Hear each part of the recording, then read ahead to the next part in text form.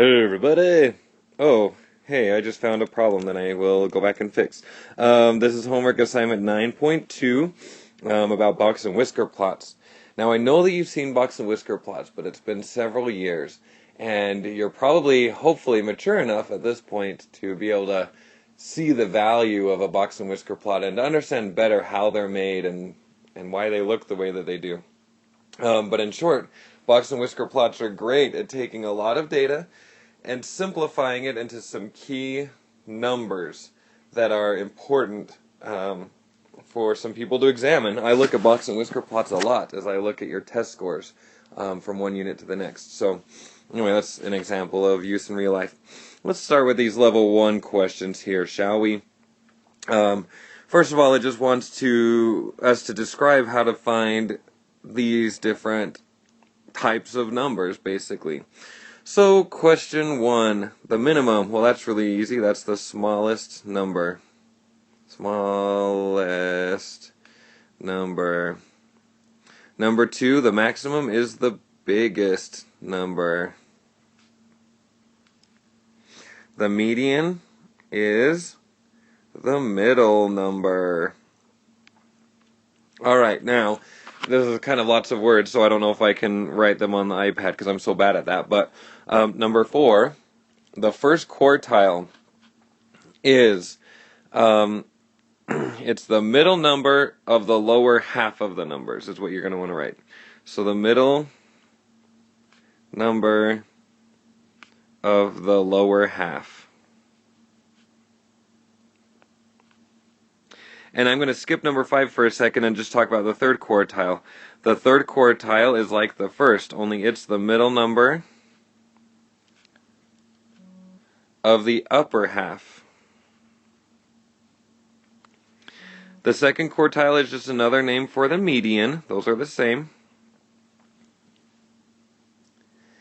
And then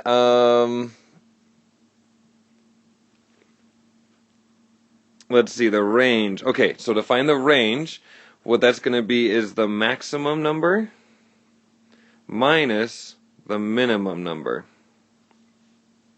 Okay, that's the range. It's going to tell you how far apart your maximum and your minimum are. And then the inner quartile range is a lot like the range, because that's why the word range is in there, only it's going to be your third quartile minus your first quartile. So that's going to tell you where all of your middle information, how far apart your middle information is. Okay? Then your 5-number summary is going to be some of these numbers listed in order with commas in between them.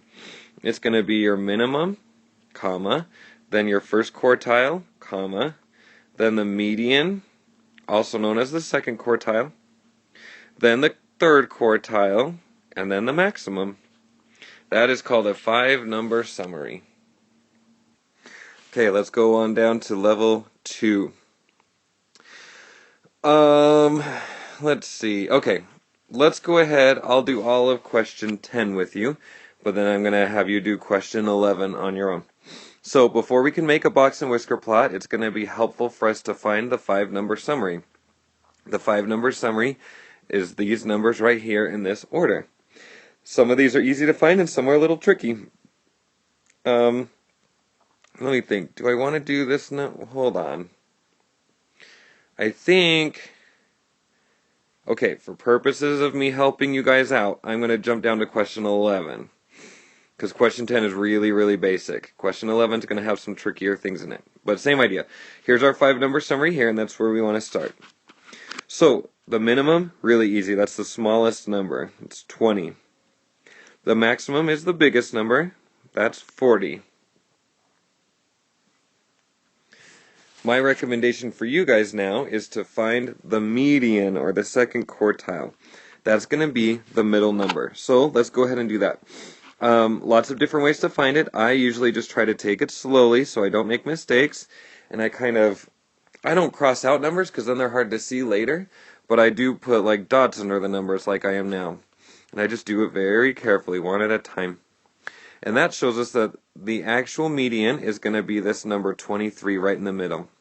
Now my recommendation is if you actually have one single number that is a median, I usually circle it like that.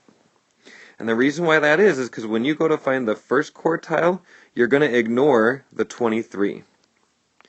And I'll tell you a little bit more what I mean in just a second. But now to find the first quartile, we're going to ignore the 23 and all of the numbers to the left, no, to the right of that.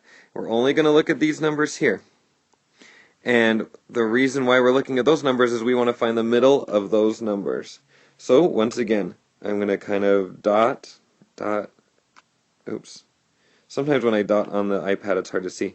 Dot, oh, and then now we have two middle numbers. So with our two middle numbers, what we're going to want to do is add those two numbers together. So 21 plus 21. We're trying to find the middle of those two numbers. And I know most of you know this in your head, but I'm trying to get you a process. So 21 plus 21 is 42. And then you would divide that number by 2, which would get you back to 21. And keep in mind that the number 21 isn't one of these numbers in particular. It's like a 21 in between these two numbers. So if you're having to add two numbers together and then divide by 2, I always put a line showing the middle of those numbers there. And again, I'll tell you why in just a minute. Alright, then we do the same thing on this side. Dot, and then we have 30 and 31. So once again, we're going to add those two numbers together. 30 plus 31 is 61. And then we're going to divide that by 2. And I believe that is going to be 30.5. And I'm going to draw a line to show that that is where our third quartile is. It's at 30.5. Now, when we double check, and we should always double check with these circles and lines, we should have the same number of numbers between our circles and our lines. So what I mean by that is, look, there's 3 numbers here, 3 numbers here, 3 numbers here, and 3 numbers here. What we've done is, to the best of our ability, cut the information into 4 equal parts. And now we have our 5-number summary. I'm going to just erase some of this so it's easy to see the box and whiskers. We can make our box and whisker plot. And this is so easy. All I'm going to do is look at my 5-number summary, and above the number line, I'm going to put a little line above each of the numbers. So there's 20, 21, 23 is right here, 30 point, oh, why did I write 30.1? 30.5, sorry. So 30.5 is right here, and then 40 is out here. And now, what we're going to do is to take our middle 3 blue lines and connect those at the top and the bottom to form 2 boxes. And then from there, we're going to draw 2 whiskers out to the outer lines.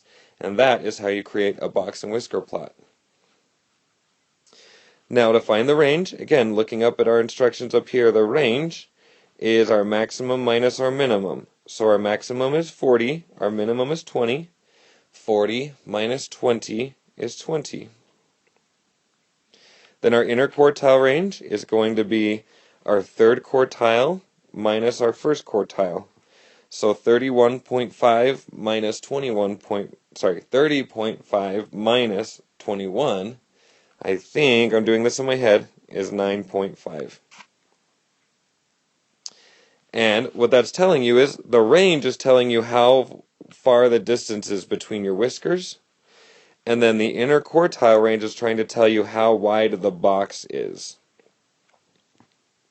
Okay, let's go on to the back side. You've got another level 2 question there. Don't forget to do it. Okay, so, I'm going to be modifying this. I just realized I needed to modify this. To be the 2016 Jazz roster, so some of these names are going to be changing. But for the level 3 question, what you're going to be asked to do is to, well, am I going to change it?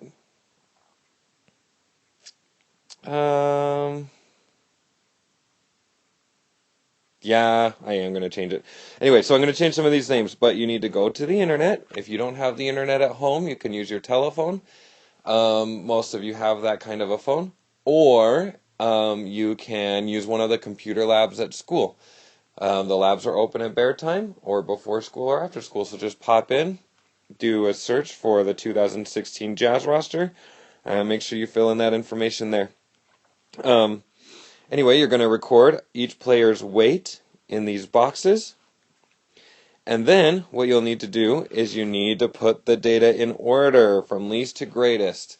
When you're finding the medians and the quartiles and such, the information has to be in order. It's no good if you're just using somebody's last name as a number ordering mechanism. Okay, so you're going to find that information and then do the same thing we were doing before.